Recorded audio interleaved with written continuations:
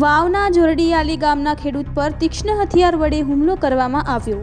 વાવના જોરડીયાલી ગામે રહેતા પરિવાર છેલ્લા કેટલાય સમયથી ખેતરમાં વસવાટ કરતો હતો, જ્યારે પાનેસણા ગામથી જોરડીયાલી ગામને જોડતો વર્ષો જૂનો રસ્તો અમુક લોકો દ્વારા બંધ કરી દેવામાં આવ્યો હતો, જ્યારે 500 ખેડૂતોનો અવરજવરનો રસ્તો અટવાયો હતો, જેથી અગાઉ પણ 200થી વધારે ખેડૂતોએ વાવ મામલતદાર કચેરી અને તાલુકા પંચાયત કચેરીને રસ્તો ખુલ્લો કરાવવા આવેદનપત્ર આપી માંગ કરી હતી। જ્યારે મામલતદાર કચેરીએ તાલુકા પંચાયતને કામગીરી સોંપી હતી, પરંતુ ક્યાંક ને ક્યાંક વાવ તાલુકા પંચાયત કચેરીની કામગીરીમાં પરિવારને નારાજગી જોવા મળી હતી, એવો પીડિત પરિવારે આક્ષેપ કર્યા હતા। જ્યારે છેલ્લા 2 મહિનાથી રસ્તા બાબતે ચાલતી સમસ્યાને સ્થાનિક પોલીસ અને લાગતા વળગતા અધિકારીઓને રજૂઆતો કરી હતી, પરંતુ કોઈ નિવેડો આવ્યો નહીં।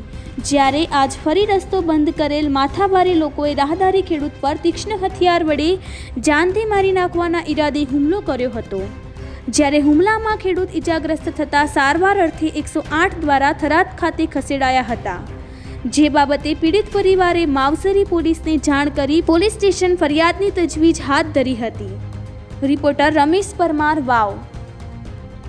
રસ્તો બંધ કર્યો બરાબર, પછી આજ સવારનો મારા કાકો અને એ કાલે ધારીઓ લઈને લાવે છે, તો મારા લાગી તો એટલે દવાખાને મારા બાઈ મારા કાકો બે આવતા હતા, અને સવારમાં હવે બીજે તો રસ્તો બંધ, હવે ઝોંપેથી નીકળવાનો છે તારે એ સિવાય એમાં પૂતળી શિવા, વિષ્ણુ શિવા અને એક નાનો છોકરાનું નામ નથી આવડતું, એ ચારે મારા કાકાને ધારીએથી માર્યા અને બરલ્યા। ત્યાં પછી અમે બધા અમારા કુટુંબ પરિવાર તોડીને ગયા। અત્યારે કેમ છે તબિયત?